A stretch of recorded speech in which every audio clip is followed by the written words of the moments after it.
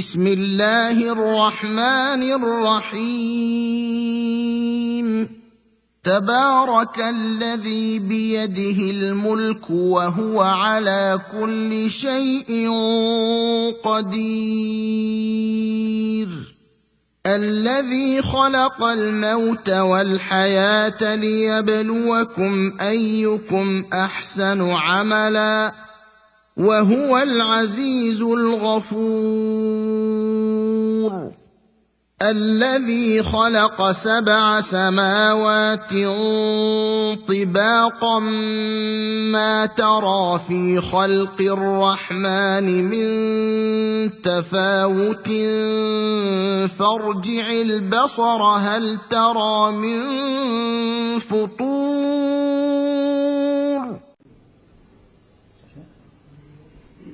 الحمد لله وكفى وسلام على عباده الذين اصطفى أما بعد فأعوذ بالله السميع العليم من الشيطان الرجيم بسم الله الرحمن الرحيم يا أيها المزمل قم الليل إلا قليلا نصفه أو انقص منه قليلا أو زد عليه ورتل القرآن ترتيلا إنا سنلقي عليك قولا ثقيلا إن ناشئة الليل هي أشد وطئا وأقوم قيلا إن لك في النهار سبحا طويلا واذكر اسم ربك وتبتل إليه تبتيلا رب المشرق والمغرب لا إله إلا هو فاتخذه وكيلا واصبر على ما يقولون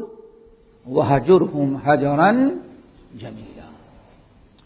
یہ سورہ مزمل شروع ہو رہی ہے. سورہ مزمل بھی مکی صورتوں میں سے ہیں، بلکہ ابتدائی جو صورتیں نازل کی گئی ہیں ان میں سے ہیں. اب اس میں اختلاف ہے کہ سورہ اقرأ بسم ربک الذی، یہ 5-6 آیتیں پہلے آئی ہیں غار حرا میں، ان کے بعد سب سے پہلی سورت کون نازل ہوئی ہے؟ آیا سورہ مزمل ہے یا سورہ مدثر؟ یہی دونوں سورتیں ہیں، سمجھ گئے نا؟ فترت وحی کے بعد سب سے پہلی جو سورت نازل ہوئی سورہ مزمل یا سورہ مدثر. یہ اس سورت کے بارے میں امام بزار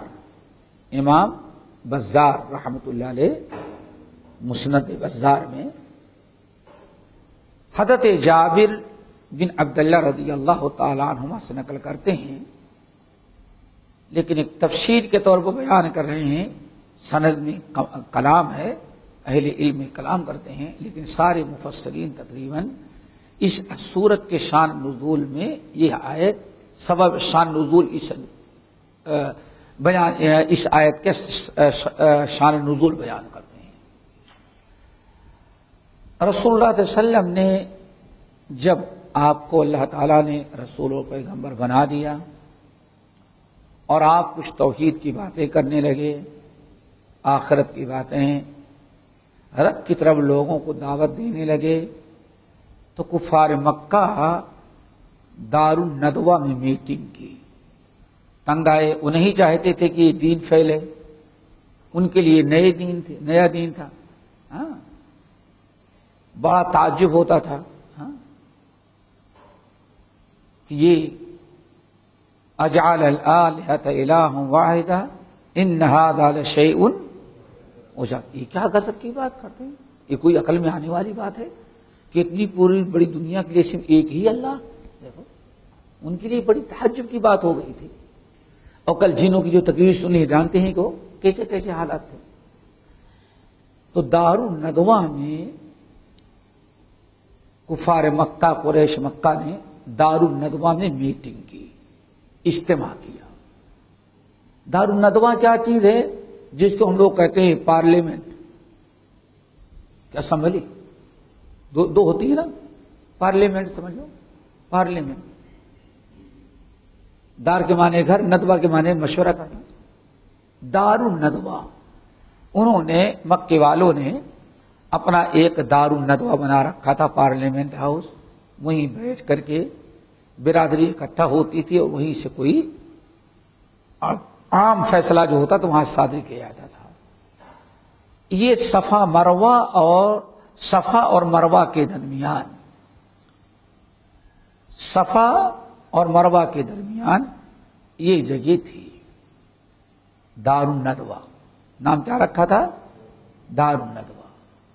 دار الندوہ میں میٹنگ کیا، اور میٹنگ کے اندر پہلے یہ تجویز کی گئی، بھائی کس طرح سے لوگوں کو محمد کے پاس جانے سے روکا جائے صلی اللہ علیہ وسلم،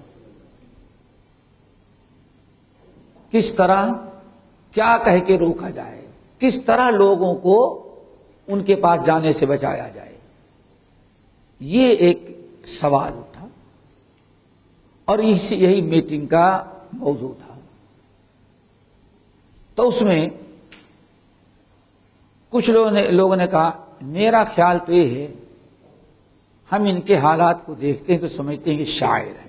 کیا ہے؟ اپنے اپنے حساب سے شاعر کیوں؟ اس زمانے میں سب سے زیادہ اثر انداز کلام اگر کسی کو ہوتا تو کس کا؟ شاعر کا۔ آج بھی ماشاءاللہ، آج بھی دیکھو، کیا پوچھنا ہے، مولوی صاحب کی تقدیر ہو، فری میں کھانا بھی رکھو، 1000 اگر اشتہار چھپائیں اور 300 آ جائیں تو کہتے بہت کافی آدمی آ گئے، اور اگر مشاعرہ ہو تو 5000 اشتہار چھپاؤ، اس کے بعد جو ہے آنے والے ختم نہیں، پھر اس کے بعد فیس، بھائی مشاعرے میں کیا پاس کیا کہتے ہیں، ٹھیک ہے چلو وہ تو ہے 200، اب اگر کیا کہتے فرنٹ چیئر اس کو لینا ہے تو بھائی اس کی تو وی آئی پی ہے وہاں تو 500 سب دے کر کے بھی آتے ہیں، پھر اس کے بعد بلیک چلتا ہے، چلو سوچو 500,000 چھپا جاؤ، 6000 آنے کے لیے تیار، صرف اس بنا پر کچھ مزہ آدھا ہنسنا، اور کسی کی نیند نہیں آئے گی، خطبے میں سب سونے لگتے ہیں، تقریر میں سب سونے لگیں گے، سمجھ گئے نا، تو بڑا مزہ آتا ہے۔ تو ہمیشہ یہ، تو کچھ لوگوں نے کہا میرا خیال یہ ہے کہ یہ شاعر ہیں اور لوگوں کو یہی باور کرایا جائے بھائی یہ نبی اور پیغمبر کچھ نہیں، یہ کون ہے؟ شاعر ہے۔ رائے دینے والوں نے رائے دیا، قالو، دوسرے لوگ کھڑے ہوئے، لیس بشاعر، بھائی شاعر جو کلام کرتا تو اس کے اشعار، یہ جو کلام پیش کرتا وہ تو اشعار کی طرح ہی نہیں ہے، یہ تو کچھ اور ہے نا، نظم نہیں بلکہ کیا ہے، نثر ہے۔ اس کی بات دب گئی، بھائی ہماری ایک رائے ہے، دوسرے کھڑے ہوئے، ان دوسرے لوگوں نے کہا بھائی ہم نے جو اندازہ لگایا یہ کاہن ہوں گے۔ کاہن کیوں ہوں گے؟ کاہن کا مطلب ہوتا ہے مستقبل کی خبریں دے گا، اور یہ بھی مستقبل ہی کی بات ہے، ایسا ہوگا اور ایسا ہوگا اور ایسا ہوگا، ایسا ہوگا۔ تو میں نے جہاں تک اندازہ لگایا کہ کاہن ہے، نبی نہیں، اس نے اپنی رائے دی، اپنی سمجھ سے رائے دے کر کے بیٹھا ہوا، تو کھڑے ہو گئے لوگ، قالوا لیس بکاہن، لوگوں نے کہا بھائی کاہن تو ادھر ادھر کی باتیں کرتا ہے، کاہن کون سے کام کی بات کرتا ہے، یہ تو ہر جملہ کام کا ہے، عبرت و نصیحت کا، عجیب سا مسئلہ ہے۔ وہ بھی بیٹھ گیا، لیکن ہر ایک کو اپنی رائے دینے کا اختیار تھا۔ کچھ تیسرے نمبر کچھ لوگ کھڑے ہوئے، کہا بھائی میں نے اندازہ لگایا نہ تو یہ شاعر ہے اور نہ تو یہ کاہن ہے، ہم نے اندازہ لگایا کہ یہ بہکی باتیں، اس کا دماغ تھوڑا سا سرک گیا ہے، کام نہیں کر رہا ہے، اللہ، اسی لیے مجنون ہے۔ کیا ہے؟ مجنون۔ اسی لیے پیچھے آیتیں، اب تو آپ لوگوں کو سمجھانے کی ضرورت نہیں ہے، یقولون هو شاعر وما هو بقول شاعر ولا بقول کاہن وما انت بنعمت ربک، سب کچھ اس قسم کی باتیں ہوئی اور مجلس برخاست ہو گئی، کسی نتیجے پر لوگ پہنچے نہیں. آئی بات سمجھ میں؟ میٹنگ کہاں کیا؟ دارالندوہ میں، لیکن کوئی ایک فیصلہ نہیں ہو سکا کہ نبی کو کیا کہا جائے اور کون سا الزام لگا کر کے لوگوں کو ان سے روکا جائے، ان کے پاس کوئی نہ جائے. کامیاب نہ ہوئے، مجلس برخاست ہو گئی. اسی لیے رب العالمین نے کیا فرمایا؟ انظر کیف ضربوا لک الامثال فضلوا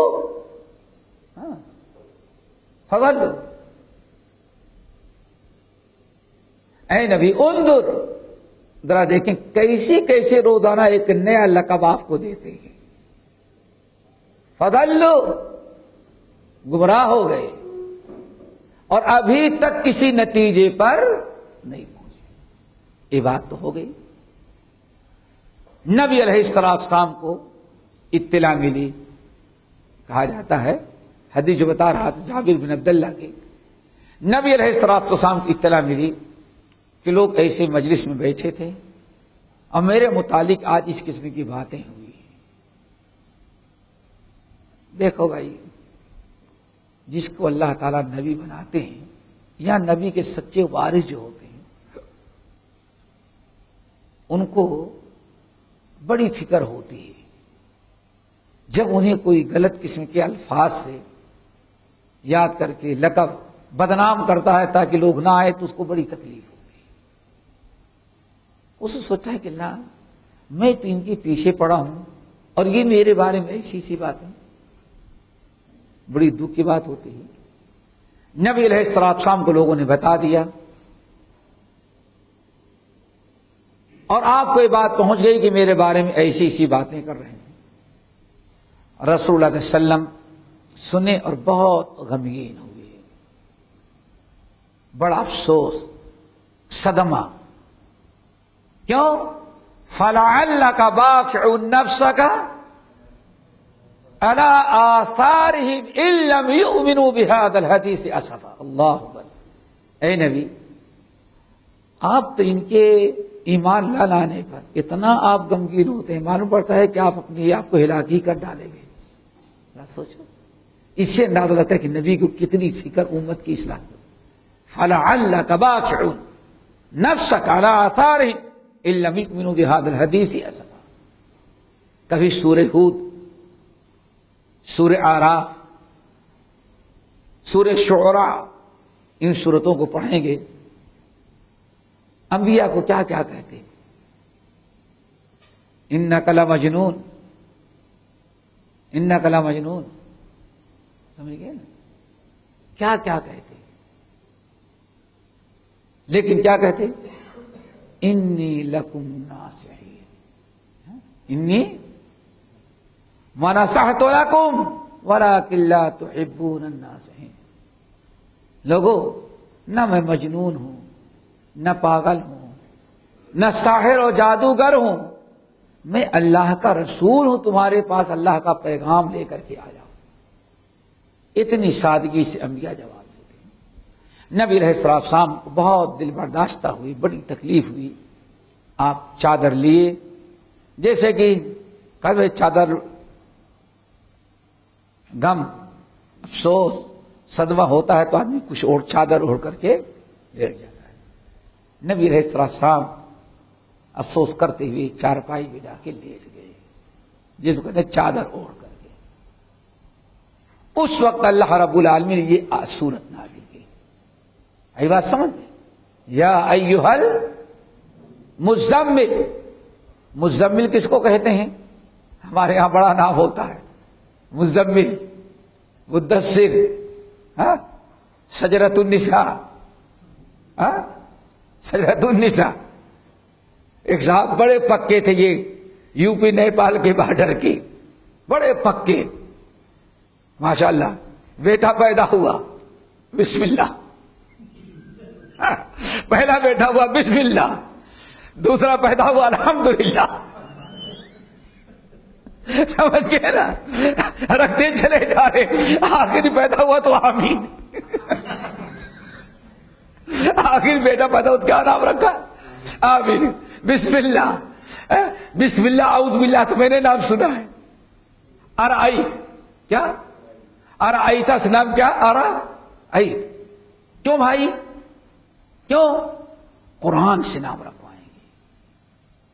آدمی فجر کے بعد قرآن پڑھ رہا تھا, اے بابا ہمارے ہاں لڑکا پیدا ہوا, لڑکی پیدا ہوئی, کیا نام رکھیں؟ قرآن سے چاہیے. بابا کے سامنے ارائیت الذی یکذب بالدین, جاؤ بیٹے کا نام کیا ہے؟ ارائیت. یہ تو میں نے نام دیکھے, سمجھ گئے نا. ایسے بہت نام. رمضان میں پیدا ہوا تو رمضان, شعبان میں پیدا ہوا تو شعبان, رجب میں پیدا ہوا تو رجب, یہی ہوتا ہے نا. اللہ اکبر. تو مزمل, مزمل کس کو کہتے ہیں؟ مدثر اور مزمل دونوں کا معنی ایک ہوتا ہے.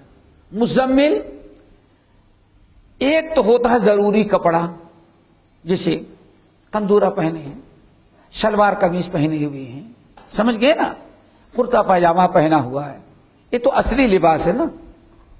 اب اس کے اوپر سے کوئی کپڑا اور لے لیا جائے تو اس کو کہا جاتا ہے زمل. یہ ضروری جو کپڑے ہیں ان کے علاوہ شال اوڑھ لی گئی, چادر اوڑھ لیا گیا, اوڑھ لی گئی. یہاں عربوں میں کیا آتا ہے, وہ اوپر سے جو اوڑھ لیتے ہیں اس کو کیا کہا جاتا ہے؟ زمل. اور اس کے اوڑھنے والے کو کہیں گے مزمل. مزمل نہیں, ہمارے ہاں وہ نام مزمل مشکل ہوتا ہے تو اس کو تخفیف کے کیا کریں؟ مزمل. اور مدثر, مصدق, حالانکہ وہ کیا ہے؟ مزم, یہی ہے نا, یا ایھا المزمل. تو نبی علیہ السلام چونکہ جب لیٹے تو ایک اوپر سے کمبل یا چادر اوڑھ لیے, تو اللہ نے, اللہ اکبر, جو جس حالت میں آپ تھے اس حالت کو کہتے ہیں یہ بھی محبت کی بہت بڑی نشانی ہے. کیا محبت کی بڑی نشانی ہے؟ یا ایھا المزمل, اے چادر اوڑھ کر کے لیٹنے والے. کیا ہوا؟ حدیث یاد ہے نا, یعنی مارے غم کے نبی علیہ السلام چادر اوڑھ کر کے لیٹ کے افسوس. اللہ نے فرمایا نہیں, یہ افسوس کی بات نہیں, آپ کھڑے ہو. یا ایھا المزمل, اے چادر اوڑھ کر کے لیٹنے والے. اللہ اکبر. اب یہاں ایک چیز اور بتائیں, نبی علیہ السلام کو صدمہ ہوا نا, افسوس ہوا, تکلیف پہنچی, اور ابھی تو کام کی ابتدا تھی, ابھی تو بہت بڑی ذمہ داری تھی, ابھی تو بہت بڑا کام تھا نا. اب صدمہ دور کرنے, دعوت و تبلیغ میں ہمت, صبر و استقامت, باطل کے مقابلے کی قوت اور استقامت, کن چیزوں کی بنا پر آئے گی؟ اللہ تعالیٰ نے آپ کو اس کی تعلیم دی. یہ چادر اوڑھنے سے مسئلہ حل نہیں ہوگا. کاش کہ آج بھی دعوت و تبلیغ کے کام کرنے والے انبیاء کے جو وارثین ہیں, ہم تو بہت ساری کانفرنسوں میں اس کے متعلق کہتے ہیں کہ داعیوں کو سب سے پہلے اس پر عمل کرنا چاہیے. سمجھ گئے نا, بغیر اس صورت پر عمل کیے ہوئے کبھی ان کی طرف سے صدمہ, کبھی ان کی طرف سے صدمہ, کبھی ان کی طرف سے صدمہ. سمجھ گئے نا. نبی لیٹ گئے, اللہ فرماتا ہے یا ایھا المزمل, آپ جو افسوس کرتے ہوئے چادر اوڑھ کر کے لیٹ گئے, اس مسئلے کا وہ حل نہیں ہے جو آپ نے کیا. قم, اٹھیے. ہاں, کیا کرنا ہے آپ کو؟ یا یوں سمجھے دعوت و تبلیغ کی کیا ہو جائے, ایک کی تدریب, مشق, ٹریننگ. دائی کے اندر یہ خوبی ہونی چاہیے. قم اللیل الا قلیلا. نبی یہ چادر اوڑھ کر کے لیٹی, اٹھیے, اور کیا کرنا ہے؟ قم, ایک تو ہے اٹھنا, یہاں قم اللیل. قم لیلا, لیلا مفعول ہے کس کا؟ قم امر کا. قم اللیل, آپ رات کو قیام کریں. اللیل الف و لام ہے، کہتے ہیں پوری رات. کیا؟ قم اللیل، آپ رات بھر کیا کریں؟ قیام کریں. قیام کس لیے بھائی؟ آج تو اتنا لوگ قیام کرتے ہیں، اس سے پہلے کبھی لوگ اتنا قیام نہیں کرتے رہے ہوں گے. محلے میں 2-4 تہجد گزار، اور آج تو تہجد گزار جب تہجد کے لیے اٹھتا ہے یا پڑھ کر کے فارغ ہوتا ہے تب تک تو لوگ ویسے ہی جگتے رہتے ہیں. دوست اپنے دوستوں کے ساتھ، فلم کا شوقین اپنے فلم کے ساتھ، ڈراموں کو شوقین ڈراموں کے ساتھ، اور واٹس ایپ کا شوقین کیا پوچھنا.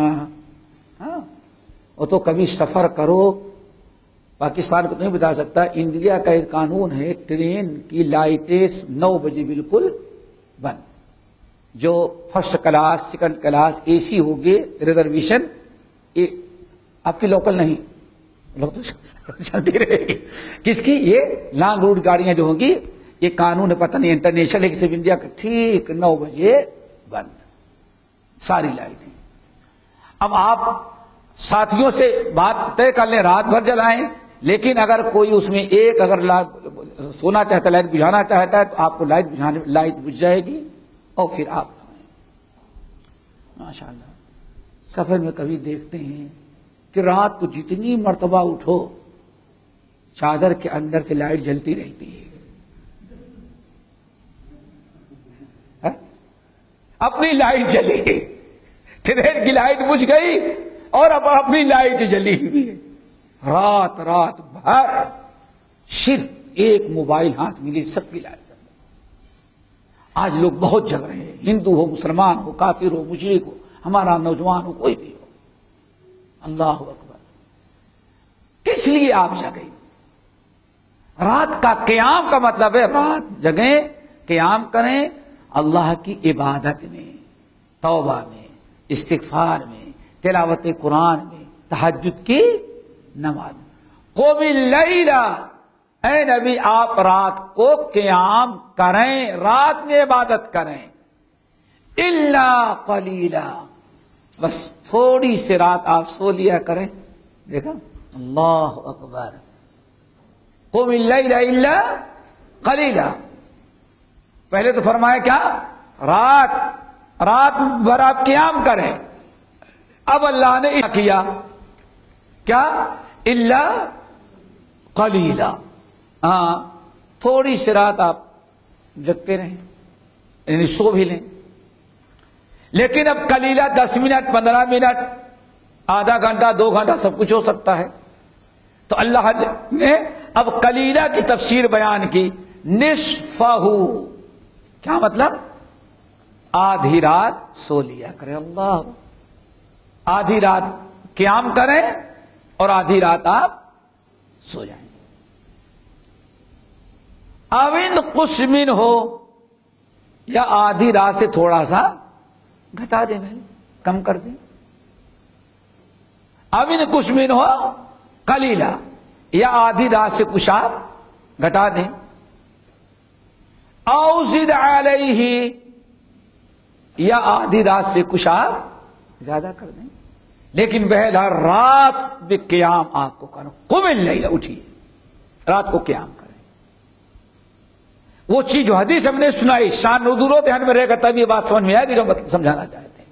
یہ ٹریننگ، دائی، مبلغ، نبی، پیغمبر، سب سے پہلا کام کیا ہے؟ علم کے ساتھ ساتھ قم اللیل الا قلیلا نصفہ او انقص منہ قلیلا او زد علیہ. آگے ورتل القرآن ترتیلا. صاحب آگے بات سمجھ نا، حافظ انجن کی بھی. اور ساؤتھ افریقہ والا جو ماشاءاللہ پچھلے رمضان میں روزانہ ایک ختم کرتا تھا، کم وقت ہی کہیں گے، کرامت تو نہیں. پچھلا ہی رمضان تھا نا بھائی، پچھلے ہی رمضان میں ہوا ہے نا. کیا 29 پارے ایک رکعت میں پر سال ہے نا. 29 پارے سورۃ الفاتحہ سے شروع کیا اور سورہ جز تبارک تک ایک رکعت میں پڑھا. اور پھر کتنے بچے؟ 30واں پارہ، پھر 19 رکعتیں جو ہے وہ 30 پارے میں روزانہ ایک ختم کرتا تھا. ماشاءاللہ کیا پوچھنا ہے، ساؤتھ افریقہ ہے، پہنچ جائیں گے لوگ. ساؤتھ افریقہ میں کون مسلمان زیادہ آباد ہے جانے آپ لوگوں کو معلوم ہے؟ سمجھ. پھر اس سے 1 سال پہلے بڑا با کرامت نکلا تھا انڈونیشیا کے اندر. اس نے وہ کتنے منٹ میں پڑھاتا تھا؟ 7.5 منٹ میں 23 رکعت پڑھاتا تھا. ماشاءاللہ سمجھ گئے نا. ابھی پرسوں یہاں گیا تو بچے دکھا رہے تھے. اب بچے تیرے قرآن کبھی سنے نہیں ہیں. چلا جا رہا ہے پاکستان میں ایک کھڑا زبردست، کیا پوچھ رہا، اور صرف آخر میں تکا دیوان سمجھ میں آتا بس. سمجھ گئے نا. چھوٹے چھوٹے بچے بھی پریشان، یہ کون سا قرآن ہے؟ قرآن کھول کے ملا رہے ہیں، کہیں ملتا ہی نہیں وہ. سمجھ گئے نا. تو یہ جتنے ہیں یعلمون تعلمون، اللہ کا سوچو. ورتل القرآن ترتیلا. اے نبی آپ ایسا بھی نہیں کہ ہاں کھڑے ہو جائیں ادھر ادھر، آپ قرآن پڑھیں. قیام میں قرآن ہی پڑھا جائے گا نا. قرآن پڑھیں ترتیل کے ساتھ، ٹھہر ٹھہر کر کے. حضرت علی ابن ابی طالب رضی اللہ تعالیٰ عنہ ترتیل کا مطلب کہتے تھے ہر حرف اپنے صفات کے ساتھ ادا ہو جائے. کم سے کم کیا ہر لفظ یا ہر حرف جو ہے اس کی خصوصی صفات ہے. صاد کی جو صفات ہیں وہ سین میں نہیں ہے، سا میں نہیں ہے. سمجھ گئے نا. ہر ایک کی صفات الگ ہے. اپنے صفات کے ساتھ کیا ہو جائے، وہ حروف ادا ہو جائیں. پوچھا گیا سنن ترمذی کی روایت حدیث ام سلمہ رضی اللہ تعالیٰ عنہ، نبی علیہ الصلوۃ والسلام کیسے قرات کرتے تھے؟ کتنی پیاری بات. قرأ آیۃ ثم سکت. نبی علیہ الصلوۃ والسلام ایک آیت پڑھتے تھے پھر ٹھہر جاتے تھے، دوسری آیت پڑھتے تھے پھر ٹھہر جاتے تھے، پڑھتے الحمدللہ رب العالمین الرحمن الرحیم.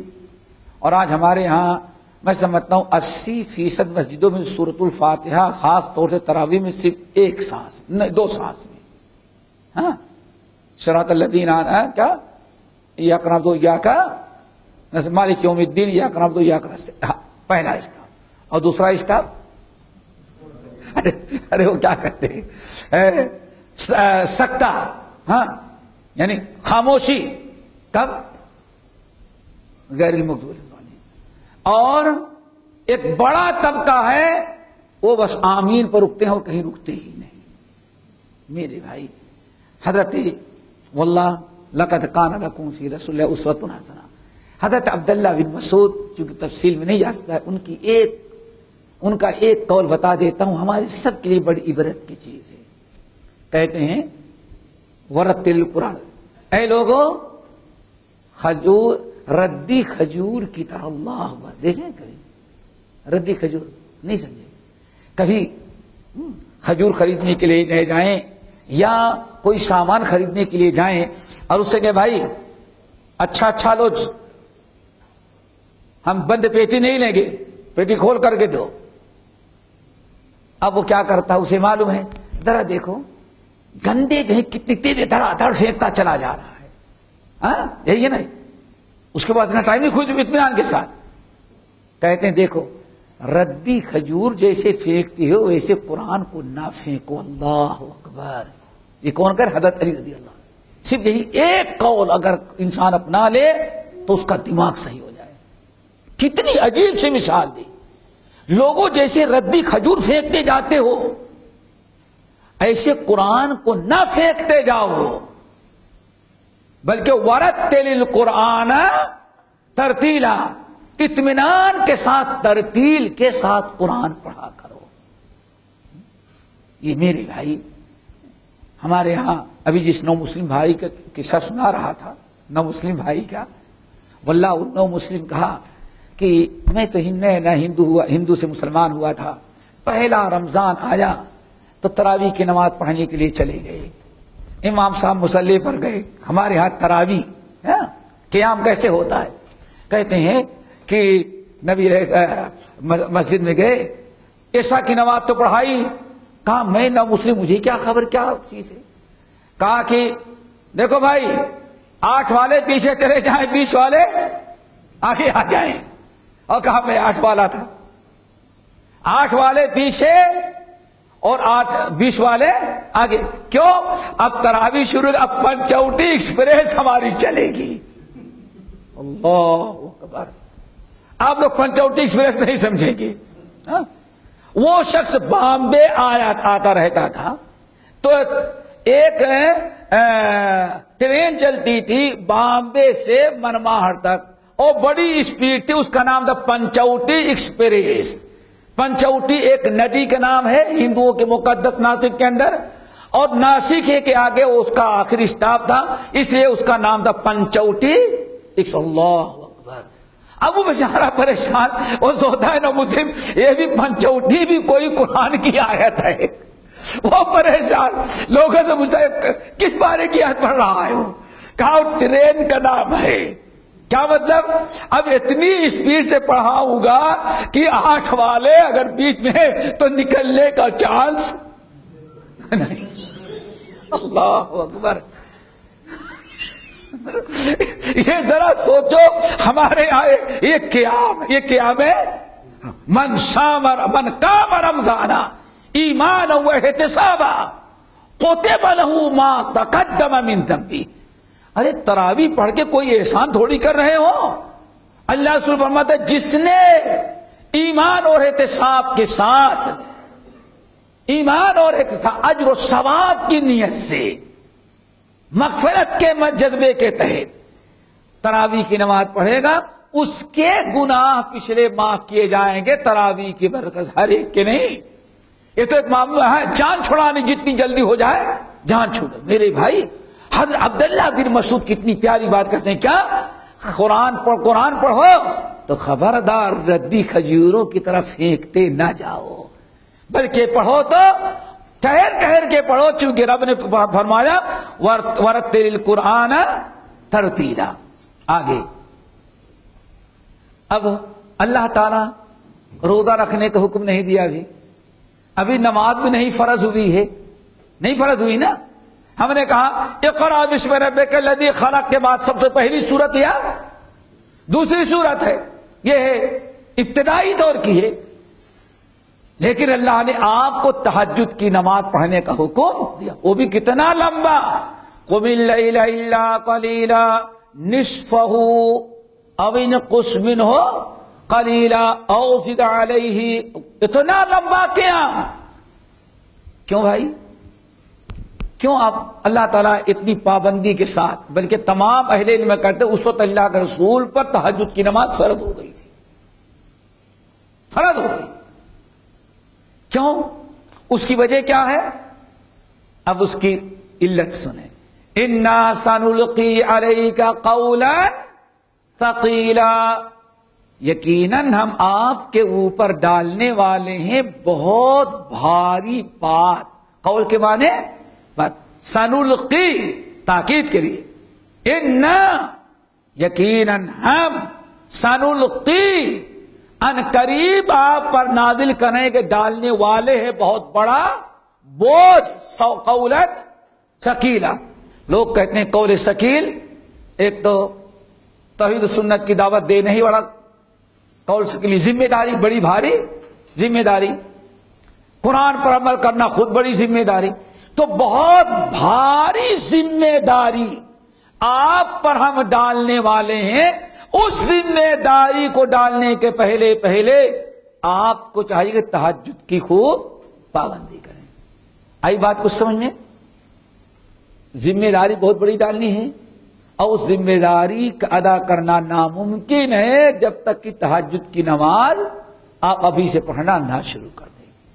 انا سنلقی علیک قولا ثقیلا. اب آگے اللہ تعالی تہجد کی نماز ہی پڑھنے کے کیوں حکم دیا؟ روزہ رکھنے کا حکم نہیں دیا، زکوٰۃ کا حکم نہیں دیا. اس کی وجہ اللہ کیا فرماتے ہیں؟ وجہ کیا ہے؟ ان ناشئۃ اللیل ہی اشد وطئا. اپنے نفس پر قابو پانے، اللہ اکبر، اپنے نفسوں پر قابو پانے کے لیے سب سے بڑا عمل کیا ہے؟ تہجد کی نماز. کیوں بھائی؟ سن رہے ہو نا؟ ذرا سوچو. ماشاء اللہ سو گئے تو بستر چھوڑنا کتنا مشکل ہوتا ہے. مشکل ہوتا ہے نا، بڑا مشکل ہوتا ہے. میٹھی نیند، ٹھیک ہے نا، اٹھنا. پھر سردی ہو تو وضو کرنا بھی بہت بھاری. رات چھوٹی ہو، نیند کا غلبہ. اہل و عیال ہو، بیوی بچے ہوں، اور بہت سارے مسائل. ذرا سوچو. اسی لیے اللہ نے فرمایا رحم اللہ امرأن، اللہ اس امتی پر رحم کرے محبت کرنے والی، الفت کا پیکر بیوی ہے، حسن و جمال کا ملکہ ہے. رات کو تہجد کی نماز کے لیے بھی بندہ اٹھتا ہے. یہ بھی اللہ کے رسول فرماتے ہیں بہت بڑی کیا ہے یہ؟ نفس پر ہر قدم پر کس پر قابو پانا ہے؟ نفس پر قابو پانا ہے. اللہ اس ہمارے امتی پر رحمتوں کا دروازہ کھول دے. اور پھر اٹھا تو اٹھنے کے بعد سوچتا ہے رحمتیں ہم اکیلے کیوں لے، بیوی سوئی اس کو بھی اٹھاؤ. بیوی اٹھاتا ہے لاڈ سے پیار سے سمجھا کر کے، اٹھو تم بھی تہجد پڑھ لو، تم بھی تہجد پڑھ لو، تم بھی تہجد. اور اگر اس پر نیند غالب ہے، کروڑ بدلتی ہے، آنکھیں نہیں کھلتی، تو تھوڑا سا پانی لیتا ہے، منہ پر چھینٹے مار دیتا ہے تاکہ نیند دور ہو جائے. پھر بیوی بھی تہجد پڑھنے لگی.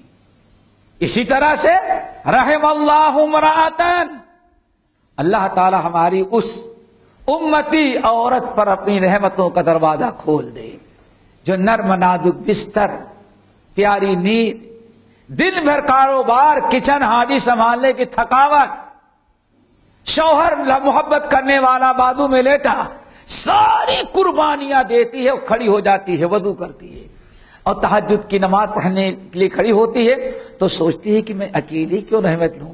شوہر جو ہے اس کو بھی کیا کرو، اٹھاؤ. شوہر کو اٹھاتی ہے. شوہر اگر نہیں اٹھتا تو لا کر کے پانی ڈال کر کے منہ پر اتنی دیر تک اس کو چھینٹے مارتی ہے کہ وہ سوچتا ہے اللہ کی بندی ہم کو نہیں چھوڑے گی. وہ بھی اٹھ گیا. اور میاں بیوی اپنا تہجد کی نماز پڑھیں. کتنی ہر قدم پر انسان کو اپنے نفس سے مقابلہ کرنا. کیا خیال ہے نا بھائی؟ اٹھتے ہو، سب سے بڑی رکاوٹ کیا ہے؟ نیند. سب سے بڑی رکاوٹ. لیکن آپ اپنے نفس پر قابو پاتے ہیں اور نیند کو رونت دیتے ہیں.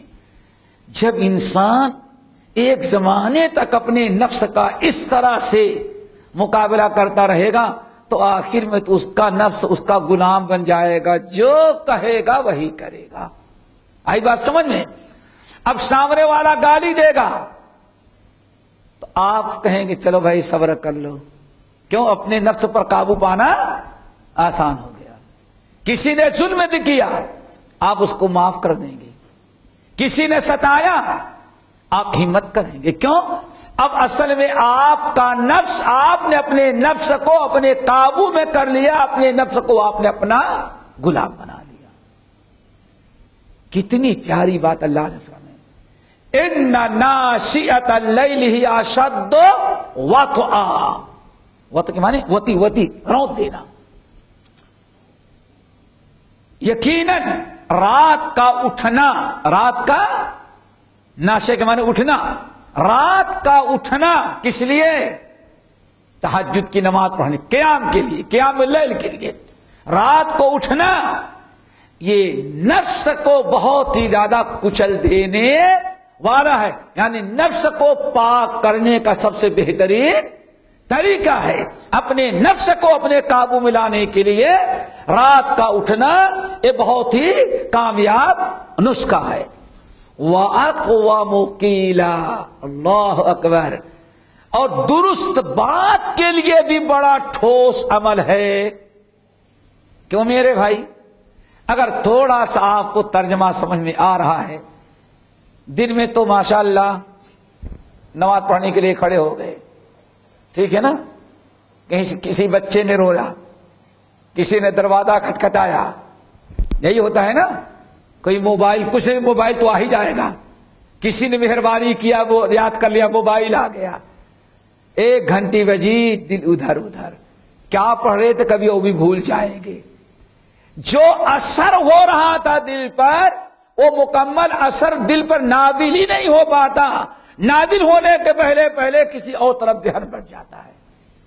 لیکن رات کو جب ساری دنیا سوئی ہوگی، اس وقت آپ اٹھیں گے تو ٹیلی فون کرنے والا بھی سویا، لیکن اس بارے میں نہیں سوتے کم وقت، اور رات بھر ٹیلی فون کرتے رہتے ہیں، سمجھے نا؟ کبھی ٹیلی فون کرے گا ہمارے پاس 5 اشیر، 5 اشیر اور 10 سنویشات، 2 بجے نہیں، کیا بات ہے، 5 گرتکال کا جوس اور 10 سینڈوچ چکن کا لے کے آؤ۔ کیوں؟ معلوم پڑتا رات بھر خاندان کہیں کوئی کافٹیریا کر رہا تھا، ہمارے پاس ٹیلی فون کر رہا ہے۔ یہ جو چیزیں ہیں ممکن ہے تشویش کے باعث بنے، لیکن اللہ نے فرمایا واقوام قیلا، زبان سے جو کہہ رہے ہو دل میں اترنے کے لیے، دل اس کے مطابق بننے کے لیے سب سے اچھا وقت وہی ہے جب ساری دنیا سوئی ہو تو تم اٹھ کر کے قیام کرو۔ کتنے فائدے ہو گئے؟ 2۔ نمبر 1 نفس قابو میں، نمبر 2 قرآن جو ہدی للمتقین ہے، موعظۃ للمتقین ہے، ذکر للعالمین ہے، تقشعر منہ جلود الذین یخشون ربهم ہے، جو تاثیر ہے رات کے تاریکی میں جب ساری دنیا سوئی ہوگی، نہ گاڑیوں کی آواز، نہ ٹیلی فون کی آواز، نہ پلین کی آواز، صرف آپ کھڑے ہوئے ہیں گھر کے اندر، اس وقت جو بات دل میں آپ پڑھ رہے ہیں آیتیں، ان کا معنی مطلب اس کی تاثیر جو دل پر ہوگی 24 گھنٹے میں کسی اور وقت نہیں ہو سکتی۔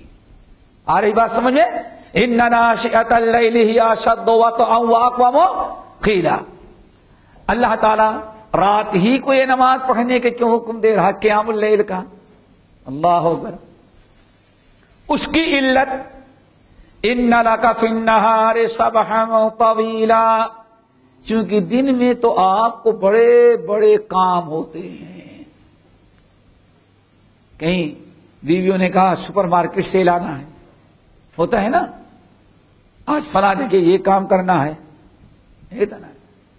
اور نبی آپ کا پوچھنا کیا، لوگ چلے آ رہے ہیں ملنے کے لیے، کسی کے نکاح کا مسئلہ، کسی کے طلاق کا مسئلہ، کوئی کلمہ پڑھنا چاہتے، کوئی تبادلہ خیال کرنا چاہتے، تو یہ عبادت کا موقع دن میں آپ کو نہیں ملے۔ ان لک فی النہار سبحا طویلا، دل میں تو آپ کی بڑی ذمہ داریاں ہیں، بڑے کام آپ کے ہیں، آپ بہت بزی رہیں گے، آپ کی عبادت کا موقع نہیں مل سکے گا۔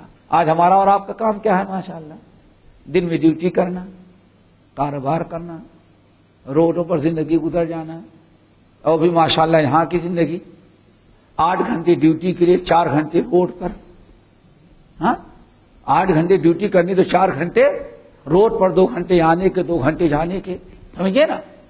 اب ذرا بتائیں ہم کو اور آپ کو رب کی عبادت کے لیے کون سا موقع ملا؟ بھائی پارکنگ نہیں ملتی سے جماعت چھوٹ جاتی ہے، 5 وقتہ نماز کا حشر تو یہ ہے۔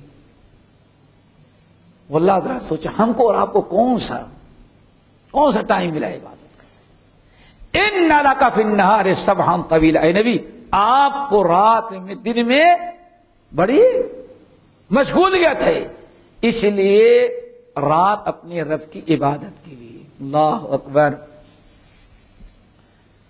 عمر فاروق رضی اللہ تعالیٰ عنہ کے سامنے بات بڑی لمبی ہو جائے گی، جب ان کے گورنر کی شکایت کی گئی، ظالموں نے 4 شکایت کی، اس میں ایک شکایت یہ کی کہ یہ آتے ہیں آفس میں جلدی نہیں آتے، سمجھ گئے نا، آفس میں جلدی نہیں آتے۔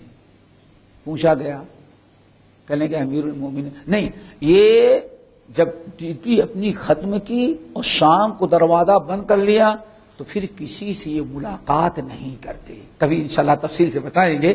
بڑا عجیب عبرتناک واقعہ ہے. ظالموں نے مل کر کے عمر فاروق رضی اللہ تعالیٰ عنہ کے مقرر کردہ گورنر کی شکایت کی. بدماشوں نے 4 شکایتیں. اس میں ایک شکایت کیا تھی؟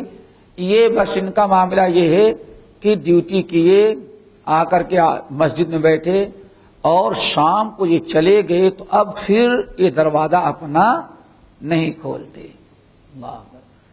عمر فاروق بڑے پریشان ہوئے. میں نے اپنی پسند کا اتنا امانت دار گورنر بھیجا اور 4 شکایتیں ظالم کر رہے ہیں. بلایا سب کے سامنے اپنے گورنر کو. بھائی ان کی یہ شکایت ہے، آپ کے پاس کوئی جواب ہے؟ کہا یا امیر المومنین دیکھیں، صبح آتے ہیں، شام تک ہم ان کو ٹائم دیتے ہیں، دن بھر ہم ان کے ساتھ رہتے ہیں، واپس جاتے ہیں، کھاتے پیتے ہیں. اب کوئی معاملہ ہو تو رات کو میں ٹائم نہیں دیتا. کیوں؟ جعلت نہاری لهم وجعلت اللیل لربی.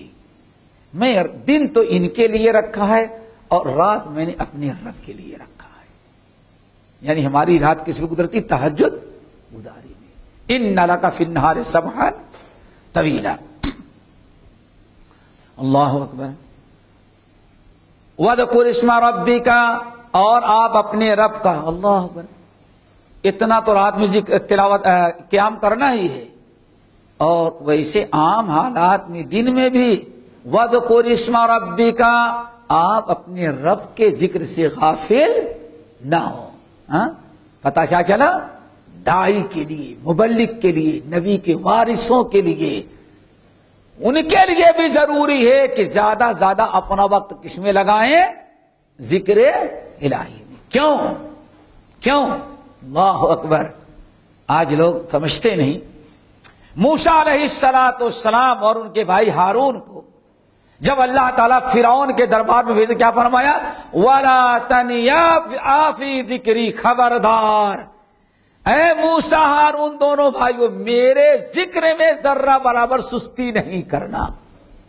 پتہ چل گیا دعوت و تبلیغ میں کامیابی کے لیے ایک بہت بڑی چیز کیا ہے؟ کثرت سے ذکر الہی.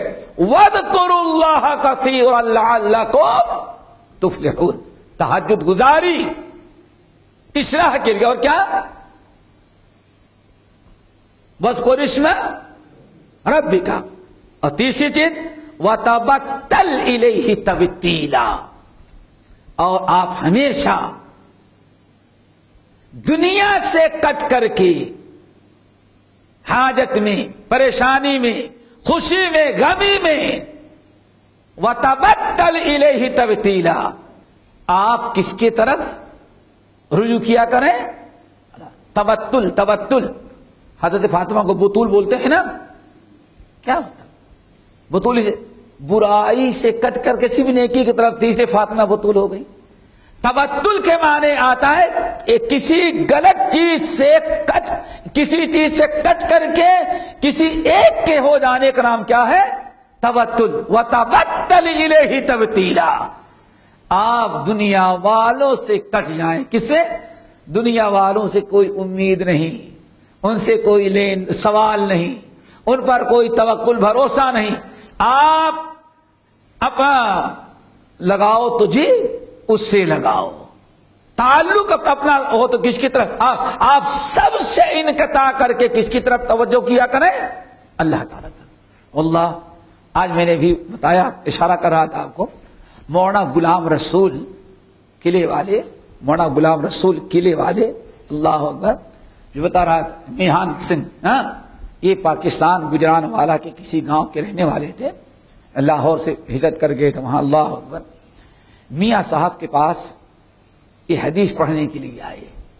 شیخ الکل میاں نذیر حسین محدث دہلوی کے پاس 2-3 ساتھی مل کر کے یہ آئے لاہور سے دلی حدیث پڑھنے کے لیے. حدیث پڑھ ہی رہے تھے، ابھی پورا کورس نہیں ہوا تھا. اس نے میں 1857 کا قصہ دلی پر انگریزوں کا حملہ ہوا اور بڑے قتل و غارت ہو دی. اور جب مسلمان یعنی انگریز غالب آ گیا تو اب انگریز کم وقت نے اب مسلمانوں کو پکڑ جا کر خاص طور سے علماء، اور علماء میں بھی خاص طور سے جن کو وہابی کہا جاتا تھا، اب زبردست پکڑ دھکڑ گرفتاری شروع ہو گئی، اور پکڑے اور فوراً سولی پر لٹکا دیتے تھے۔ بلکہ مدراس سے ایک ہیڈ ماسٹر تھا، اس کو پکڑ کر کے انگریز جب لائے دلی سولی پر لٹکانے کے لیے تو کہتا ہے اللہ کی قسم مدراس سے تو بالکل کمبختوں نے میرے آنکھ پر پٹی باندھ رکھی تھی، جب دلی پہنچا اور آنکھ کھولی تو دلی کے روڈوں پر جو درخت تھے خوشنمائی کے لیے لگائے گئے تھے، کہتے ہیں کسی بھی درخت میں پتے نہیں بلکہ 50 مسلمانوں کی لاشیں لٹکی ہوئی ہم نے دیکھا۔ یہ دلی کا حشر کیا تھا۔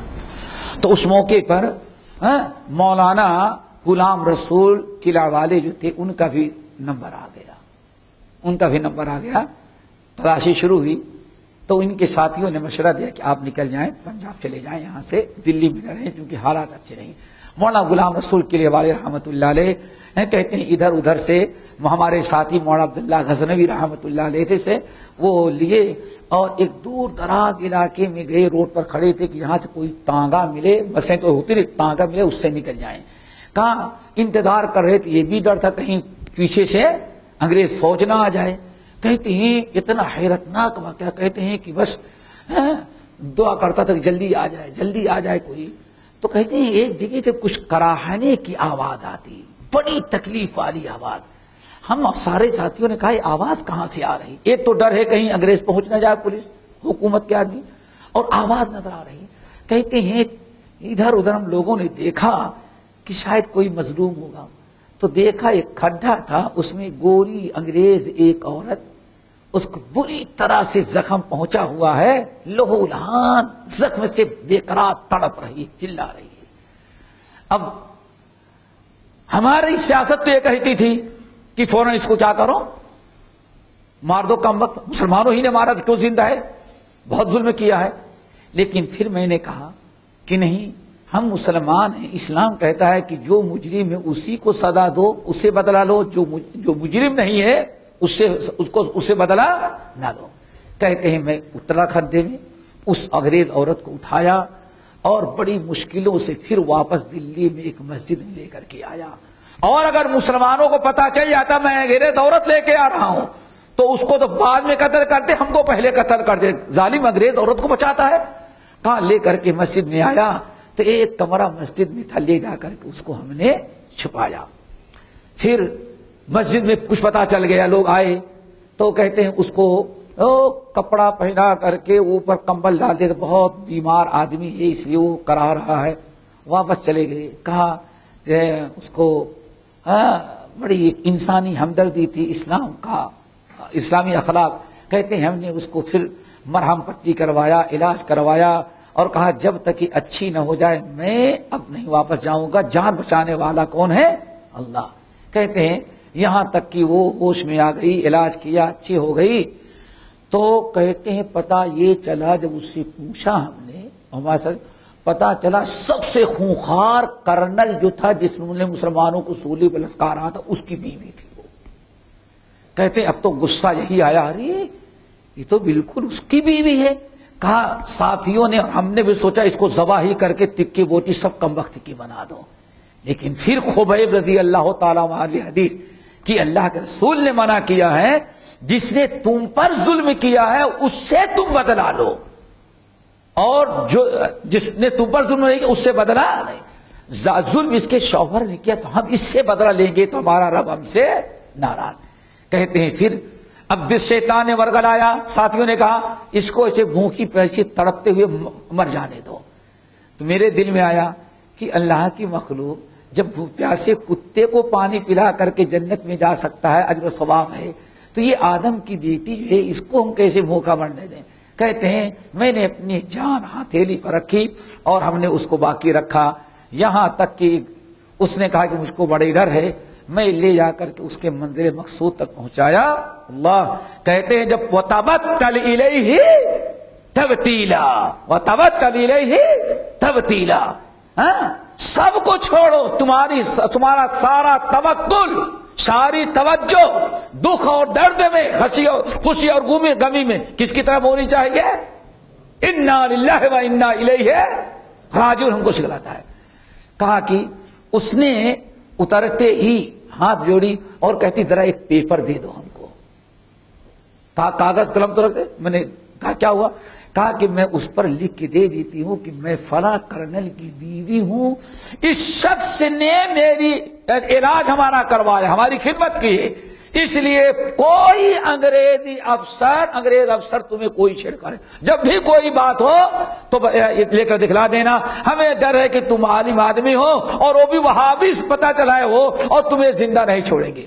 واللہ انہوں نے کاغذ چھین لیا. کہا کہ جاؤ، ہم نے اپنے اسلامی طریقے کو برقرار کی، تمہاری خدمت کی رہی بات بچانے والا تو تمہارے لیٹر پر بھروسہ نہیں، اگر ہمیں بچانا ہوگا تو اوپر والا بچائے گا. وَتَبَتَّلْ إِلَيْهِ تَبْتِيلًا فوراً. اور واقعی جب انگریز پنجاب پہنچ گئے اور انگریزوں نے کیس دائر کیا اور سولی پر گرفتار بھی کر لیے اور فیصلہ ہوا کہ کل اس کو سولی پر لٹکا دی جائے گی، پنجاب کے مرد عورت بوڑھے جوان لاٹھیاں چھری چاقو گھڑاسا درائتی سب لے کر کے لاکھوں کی تعداد میں میدان میں آ گئے. انگریز سوچ بھی نہیں سکتا تھا کبھی ایسا ہوگا. پتہ چلے کون لوگ ہیں؟ کہا کہ یہ سب کا استاد ہے، یہ غلام رسول، اور یہ اس سے محبت کرنے والے اس لیے آئے ہیں کہ اگر ان کے سامنے کوئی آئے تو ہر ایک کے ہاتھ میں چھری ہے. پہلے تو اس انگریز کو ذبح کر کے بوٹیاں بنائیں گے، پھر اس کے بعد جو ہوگا دیکھے جائیں گے. اتنا کہتے ہی ٹوٹ پڑے اور جیل کا تالا دروازہ سب توڑ کر کے انگریز نے معافی مانگی اور کہا ٹھیک ہے بھائی ہم ان کو سزائے موت ان کی معاف کرتے ہیں. کیوں؟ اتنی بڑی بلا کون لے. فیصلہ ہو گیا تو سولی کا تختہ زمین پر پھندا لٹکایا ہوا ہے اور جیل سے لانے کی معاملہ ہو رہا ہے، لیکن وَتَبَتَّلْ إِلَيْهِ تَبْتِيلًا، اور آخری دم تک وہ زندہ رہے، تبعی موت مرے. تو میرے بھائی اللہ کے نبی اور اللہ کے نبی کے وارثین کا معاملہ کیا؟ وَتَبَتَّلْ إِلَيْهِ تَبْتِيلًا. اللہ اکبر. رب المشرق والمغرب. اور کس پہ بھروسہ کرو گی جس کا دائرہ اتنا چھوٹا سا ہے؟ سپر پاور بھی ہوگا تو اس کے بھی حکومت کی کیا ہے؟ حدود تو ہے نا بھائی. کبھی پابندی لگ جائے گی، خبردار ادھر تو تمہارا پلیٹ نہیں آنا چاہیے، کبھی بھی ہو سکتا ہے. حدود ہے، ہر ایک کی حدود ہے، ہر آدمی اپنے حدود کا مالک ہے، لیکن اللہ کی حدود نہیں. رب المشرق والمغرب. اے نبی آپ اس رب کے طرف پر توکل کریں. وَتَبَتَّلْ إِلَيْهِ، آپ کو جو کہا جا رہا سب کو چھوڑ کر کے آپ کس کے سے لو لگائیں؟ اللہ سے. وہ کوئی معمولی ذات نہیں ہے. رب المشرق والمغرب، اور دوسرے رب المشارق والمغارب. ساری کائنات کا مالک وہ ہے، لا الہ الا ہو، اس کے علاوہ کوئی مشکل کشا حاجت روا اور لینے دینے والا نہیں. اس لیے فاتخذہ وکیلا، آپ اپنا توکل رکھیں تو بھروسہ رکھیں تو اسی کے اوپر. وتوکل علی الحی الذی لا یموت واصبر علی ما یقولون. اور یہ کفار جو کچھ بھی کہتے ہیں آپ اس پر صبر کریں. آئی بات؟ کیا کہے تو کفار مکہ؟ ایک نے کہا یہ جادوگر ہے، دوسرے نے کہا یہ کاہن ہے، تیسرے نے کہا شاعر ہے، چوتھے نے کہا مجنون ہے. آپ اتنے غمزدہ ہوئے لیٹ گئے. اللہ کیا فرماتے ہیں؟ آپ کا کام تو لیٹنے سے نہیں چلے گا اور بدلہ لینے سے بھی کام نہیں بنے گا، بلکہ آپ کو کیا کرنا ہے؟ فاصبر علی واصبر علی ما یقولون.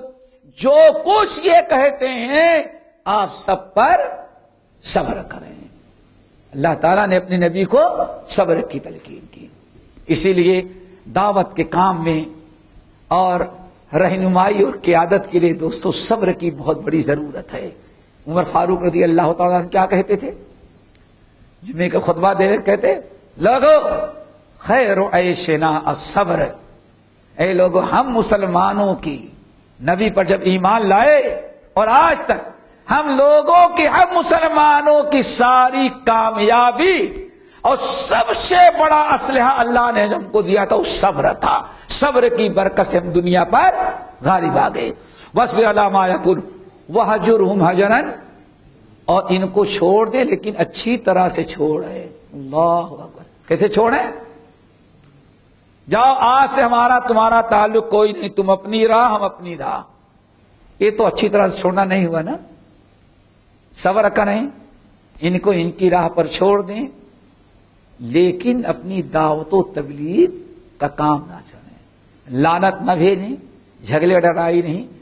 آپ جیسے وَإِذَا خَاطَبَهُمُ الْجَاهِلُونَ قَالُوا، اس کو وَاهْجُرْهُمْ هَجْرًا جَمِيلًا. اسی لیے بعض اہل علم نے کہا چھوڑ دو لیکن ناراض ہو کر کے نہیں. اللہ اکبر. چھوڑو لیکن روٹ کر کے نہیں. شاہ عبد القادر نے رحمۃ ترجمہ کیا با محاورہ کیا، آپ ان کو چھوڑ دیں لیکن اچھی طرح، یعنی روٹ کر کے نہیں کہ دوبارہ ان کی طرف پلٹ کر کے آئے گی نہیں. ابھی آپ دیکھتے ہیں کہ بڑے جلال میں سمجھنے کے لیے تیار نہیں. چھوڑ دیں. جب دیکھیں کیا اچھی طرح سے، بھائی ابھی یہ بڑے غصے میں ابھی بات کریں گے تو اور بگڑے گی، سمجھنے کے لیے تیار نہیں. اس لیے ابھی چھوڑ دو، پھر آئندہ جب اچھی حالت میں رہے گا، موڈ صحیح ہوگا، پھر اس کو سمجھائے گی. یہی کیا ہے میرے بھائی، وَاهْجُرْهُمْ هَجْرًا جَمِيلًا، یہ ہے. لیکن اب ایسا نہیں. اب تو کہیں گے اس کا مطلب اسلام یہی چاہتا تھا کہ چھوڑتے جاؤ چھوڑتے جاؤ چھوڑتے جاؤ چھوڑتے جاؤ، صبر ہی کرو. اللہ نے اس کا جواب دیا وَذَرْنِي وَالْمُكَذِّبِينَ، آپ چھوڑ دیں لیکن میں نہیں چھوڑوں گا.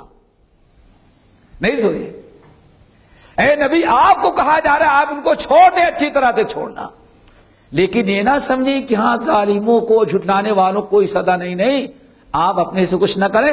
وَذَرْنِي، چھوڑ دیں مجھے، وَالْمُكَذِّبِينَ، اور جھٹلانے والے، اُولِي النَّعْمَةِ، جو اپنے مال دولت پر اتراتا ہے، گھمنڈ کرتا ہے اور آپ کے بارے میں طرح طرح کی دھمکیاں دیتا ہے، جھٹلاتا ہے.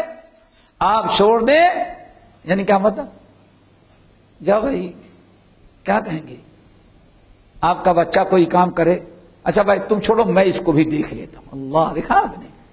آپ پولیس میں جائیں، صاحب اس نے مجھے ایسے کیا ایسے کیا، تو آخر میں کیا کہے گا؟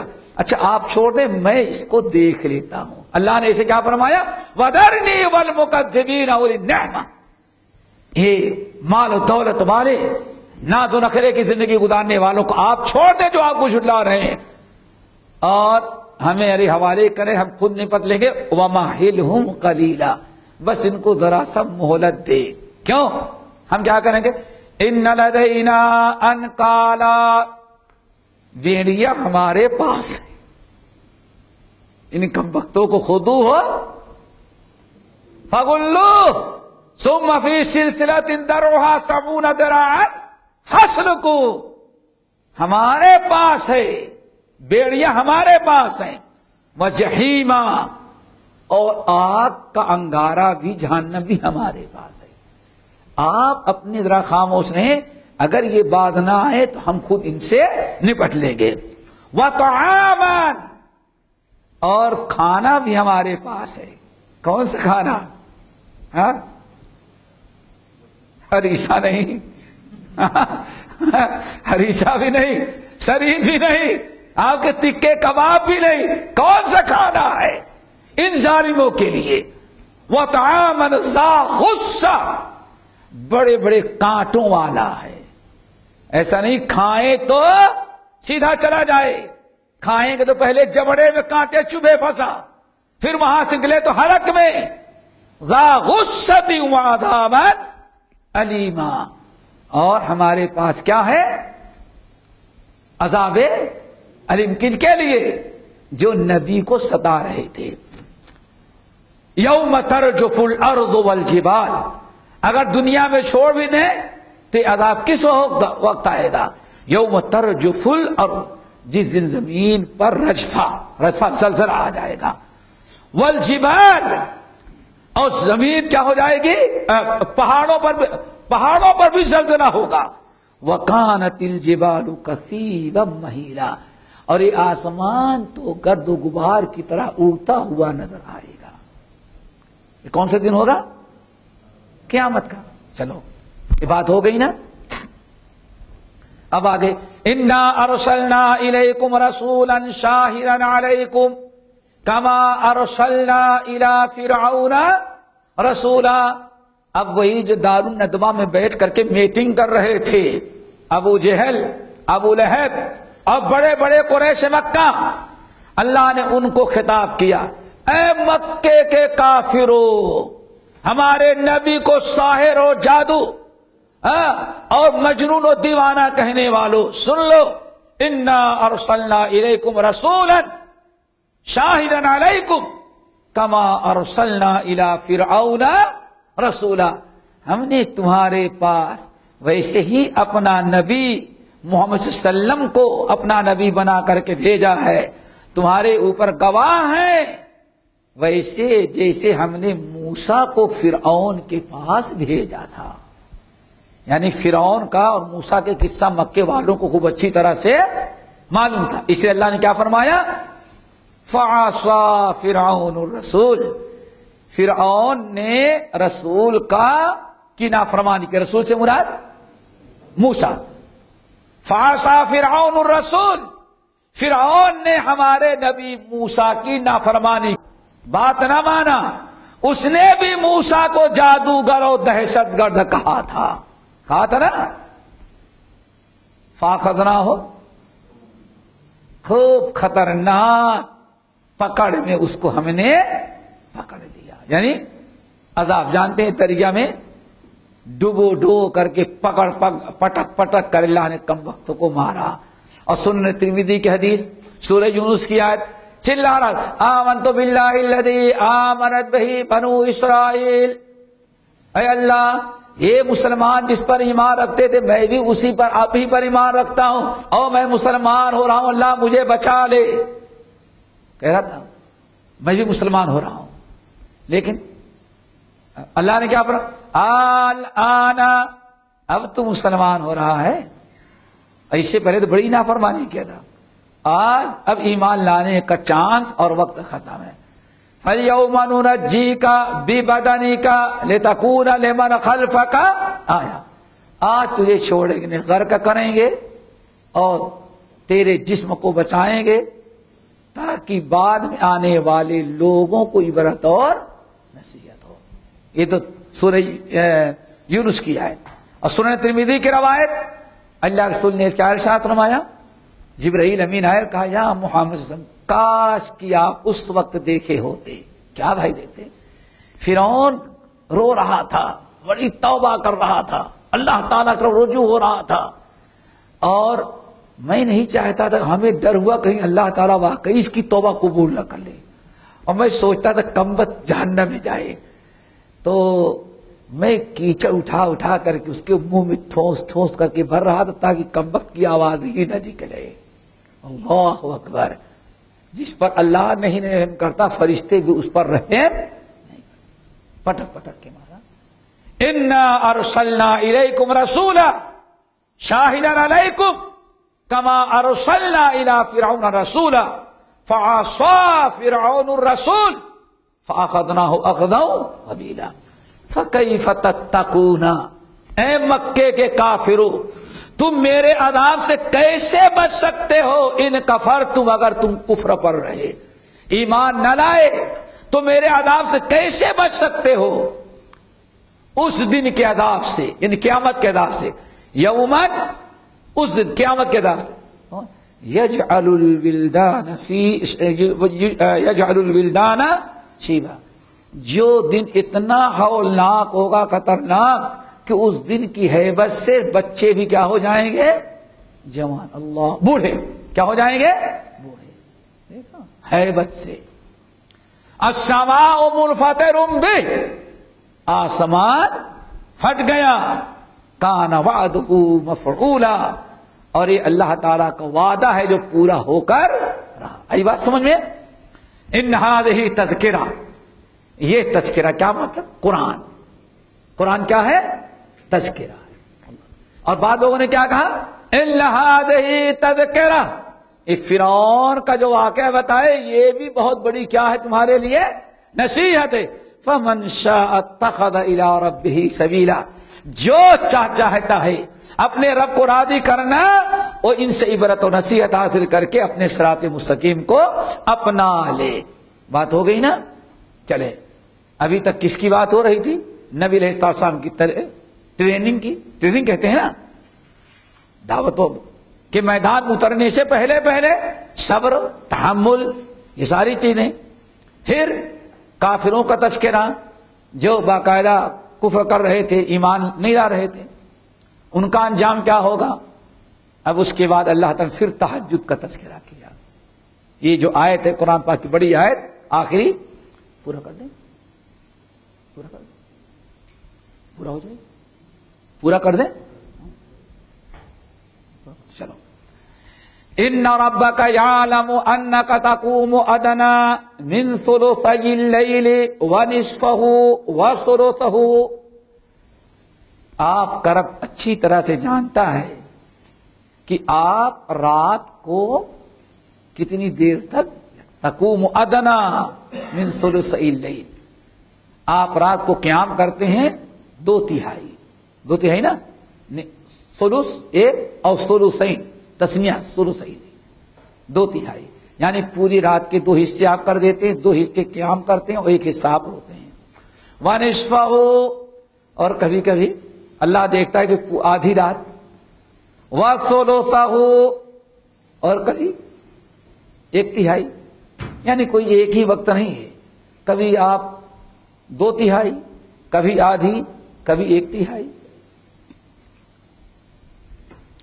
وَطَائِفَةٌ مِّنَ الَّذِينَ مَعَكَ، اور ایسے ہی وہ لوگ بھی تہجد کی نماز پڑھیں جو آپ پر ایمان، اللہ، یعنی یہ عمل صرف اللہ کے رسول کے نہیں بلکہ اللہ کے رسول کے ساتھ ساتھ، یہ نقطہ یاد رکھے گا۔ وَطَائِفَةٌ مِّنَ الَّذِينَ مَعَكَ، اچھا، ان ربک یعلم انک تقوم ادنی من ثلثی اللیل ونصفہ وثلثہ، ابھی تک کس کا تذکرہ ہو رہا ہے؟ نبی علیہ السلام کا۔ وطائفۃ من الذین معک، اب کس کا تذکرہ ہو رہا ہے؟ کس کا ہے نا؟ سمجھ گئے نا؟ سمجھ گئے کیا کہنا چاہتا ہوں؟ نہیں سمجھے، چلو پھر بعد میں۔ وطائفۃ من الذین معک واللہ یقدر اللیل والنہار، رات اور دن کا مقرر کرنے والا کون ہے؟ اللہ۔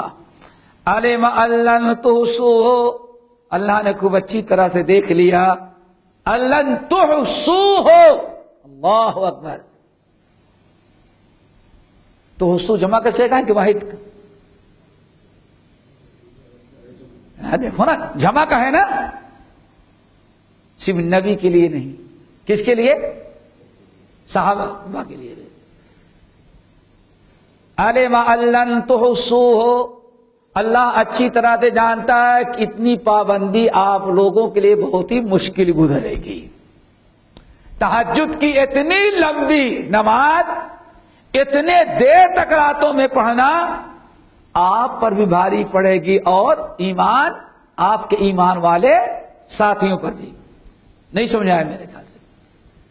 لن تحصو، یعنی تم اس کی پابندی نہیں کر سکو گے، اس لیے فتاب علیکم، اللہ تعالیٰ تم لوگوں پر مہربانی کرتا ہے۔ اللہ نے کس پر مہربانی؟ علیکہ کہ علیکم؟ یہ جملہ یاد رکھ لو، پہلے کیا ہے؟ وَطَائِفَةٌ مِّنَ الَّذِينَ مَعَكَ، صحابہ کا۔ عَلِمَ أَن لَّن تُحْصُوهُ، یہاں بھی اللہ فرما رہا ہے کہ اے نبی، آپ اور آپ کے ساتھی، اللہ اچھی طرح سے جانتا ہے کہ شاید اس کی پابندی نہیں کر سکیں گے۔ یہاں بھی جمع کا، صحابہ کا سیگا۔ فتاب علیکم، یہاں بھی اللہ اپنے نبی کے ساتھ، اپنے نبی کے ساتھیوں کا تذکرہ، ٹھیک ہے نا؟ اللہ نے مہربانی کیا آپ پر اور آپ کے ساتھیوں پر. اب ذرا سوچیں اس سے کیا پتا چلا؟ یہ کون سی آیت ہے بھائی؟ سورت ابتدائی سورت ہے نا. شروع میں کون ایمان لائے تھے سب سے پہلے؟ کون تھے نا بھائی؟ تھے نا؟ ابو بکر تھے نا، خدیجہ تھی، یاسر تھے، عمار تھے، ابو ذر غفاری تھے. جمع کیسے کا؟ سمیہ تھے، عمار تھے، یاسر تھے، سب تو تھے. آئی بات سمجھے نا؟ اللہ اکبر. اللہ تو صحابہ کی تعریف کرے، کم وقت رافضی جو ہے صحابہ پر لعنت بھیجے. کم وقت ملعون قوم. ہے قرآن کا انکار کہ نہیں انکار ہے؟ بولو بھائی. صحابہ کی تعریف ہو رہی ہے نا، اللہ مہربان صحابہ پر ہو رہا ہے نا. لیکن کیسے صحابہ کو؟ پھر کم سے کم اتنا ضرور یاد رکھو، ابو بکر تو پہلے داخل ہیں اس میں، ہے کہ نہیں؟ اور ان کے ہاں ابو بکر نام کوئی رکھ لے تو اسی گردن مار دیں. سب سے بڑا ظالم تو ابو بکر عمر کو کہتے ہیں نا. اس ابو بکر عمر ہی نے علی کو محروم کیا. گسبت اللہ. سوچو رب مہربان ہو اور یہ قوم ابو بکر عمر پر لعنت بھیجنے والی ہو. اس پر بھی ہمارے بہت سارے مسلمان ارے بھائی چلو وہ بھی تو اپنے ہی ہیں، اپنے کم وقت کب سے بن جائیں گے؟ ابو بکر عمر کی محبت میں جان دینے والا اور ابو بکر عمر کو گالیاں دینے والا دونوں کیسے ہو سکتے ہیں؟ یہ ابو بکر عمر کی محبت ایمان کا جز اور وہاں ابو بکر کو گالی دینا ایمان کا جز ہو تو یہ کیسے دونوں ایک ہو سکتے ہیں؟ کتنی قرآنی آیات کا انکار. اس لیے یاد رکھیے گا فَاقْرَؤُوا مَا تَيَسَّرَ. یہ اس بات کی دلیل ہے کہ نبی کے ساتھ جب سورت نازل ہوئی ایک بڑی تعداد تھی جو تہجد کی نماز پڑھتے، اللہ نے ان پر بھی کیا کیا؟ مہربانی کیا. ٹھیک ہے نا؟ اس لیے فَاقْرَؤُوا مَا تَيَسَّرَ مِنَ الْقُرْآنِ. اب ایسا کریں جتنے آسانی سے پڑھ سکتے ہو اتنی پڑھیں. اللہ رب کی مہربانی ذرا دیکھیں. اب کیا ہو گیا؟ یا ایھا النبی یا ایھا المزمل قم اللیل الا قلیلا نصفہ او انقص منہ قلیلا او زد علیہ ورتل القرآن ترتیلا. اللہ نے ٹائم کی پابندی اٹھا لی. اب کیا کہا؟ پڑھو جتنا تمہارے اندر طاقت ہے. 2 رکعت 4 رکعت، آدھا گھنٹہ، 1 گھنٹہ، 2 گھنٹہ، جتنا تم پڑھ سکتے ہو تمہارے اوپر. اللہ اکبر. پھر یہاں قرآن سے مراد کیا ہے؟ نماز. چونکہ تہجد کی نماز میں قرآن لمبا پڑھا جاتا ہے. علم ان سیکون منکم مرضی. اور اللہ اچھی طرح سے جانتا. پھر وہی منکم آیا، جمع من کا نہیں. اللہ تعالیٰ جانتا ہے کہ تم میں کچھ بیمار ہوں گے جو اتنا لمبا قیام نہیں کر سکیں گے.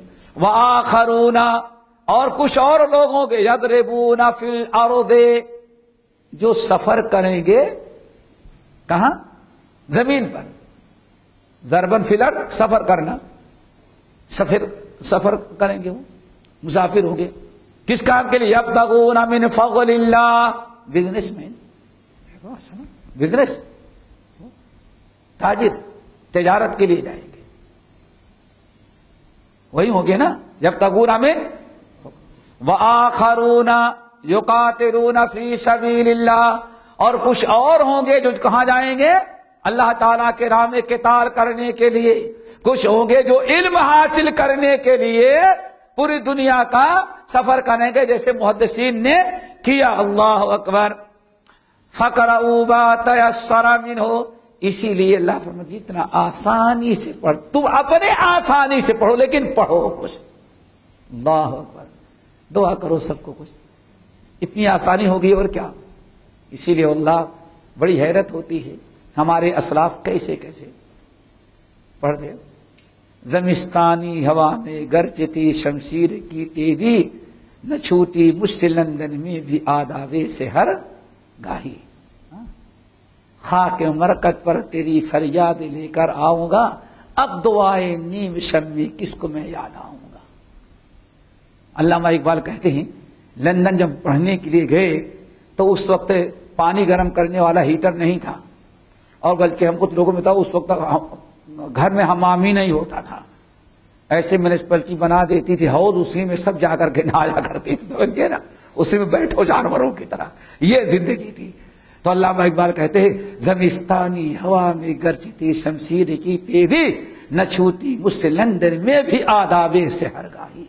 اتنی ٹھنڈک تھی جہاں پانی گرم کرنے کا کوئی انتظام بھی نہیں تھا، لیکن ماں باپ نے کچھ ایسی تربیت کی، کہتے ہیں اللہ کی قسم پوری زندگی لندن میں جو رہی گزری، کبھی ہماری تہجد کی نماز نہیں چھوٹی۔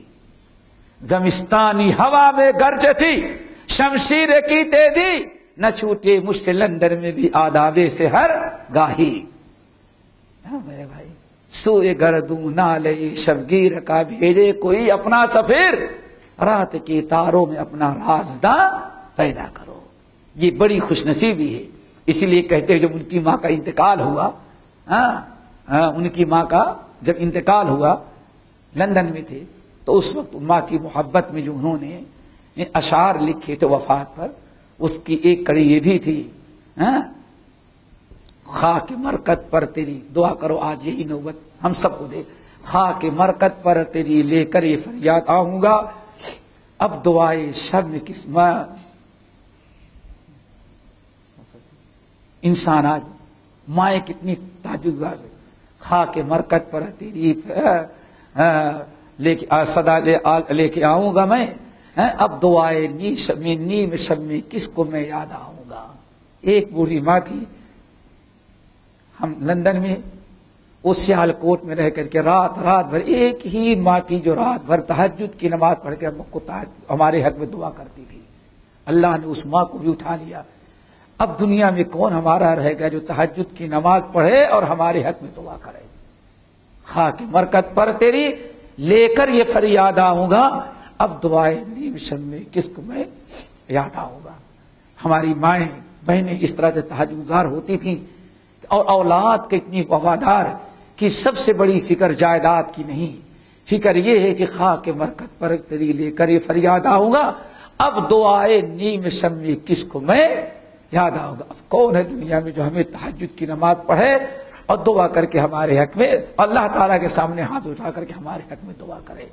تو یہ بھائی بہت بڑی خیر و برکت کی چیز ہے۔ اللہ تعالیٰ سے دعا کرو۔ رمضان میں ہم سب لوگ قیام کر رہے ہیں، رمضان کے بعد بھی اللہ تعالیٰ تہجد کی نماز پڑھنے کی توفیق نصیب فرمائے۔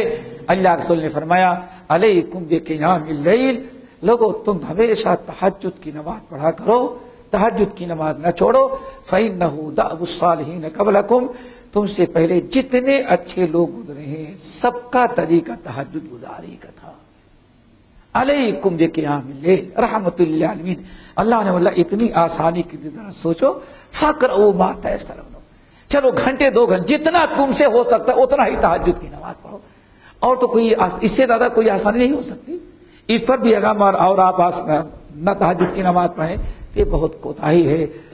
بہرحال اللہ نے فرمایا واقیموا الصلاۃ، نماز پڑھو، وآتوا الزکاۃ، زکات دیتے رہو، وَأَقْرِضُوا اللَّهَ قَرْضًا حَسَنًا، اور اللہ تعالیٰ کی راہ میں خوب قرض حسنہ یعنی صدقہ خیرات کرو۔ وَمَا تُقَدِّمُوا لِأَنفُسِكُمْ، میرے بندو جو کچھ بھی تم ہمارے ہاں صدقہ خیرات نیکی کر کے جمع کراؤ گے میرا فائدہ نہیں، لِأَنفُسِكُمْ، وہ سب کچھ کس کا ہوگا؟ وہ تمہارا ہوگا۔ ذرا سوچو، صرف تمہارا ہوگا وہ۔ اللہ اکبر۔ تجدوہ وما تقدموا لانفسکم من خیر تجدوہ عند اللہ، جو بھی صدقہ خیرات نیک اعمال تم اللہ تعالیٰ کے پاس کرو گے اللہ تعالیٰ کے ہاں تم اس کو پاؤ گے، ہوا خیرا، وہ دنیا میں جو کیا تھا اس سے کہیں زیادہ اچھا ہوگا، وَأَعْظَمَ أَجْرًا، اور اجر بھی اس کا بہت ہی زیادہ بڑھا دیا گیا ہوگا۔ وَاسْتَغْفِرُوا اللَّهَ، توبہ استغفار کیا کرو، ان اللہ غفور رحیم، چونکہ اللہ تعالیٰ بہت ہی زیادہ مغفرت کرنے والا ہے۔ اللہ تعالیٰ نے اس پر اس سورت کو ختم کیا، کل انشاءاللہ سورہ مدثر انشاءاللہ۔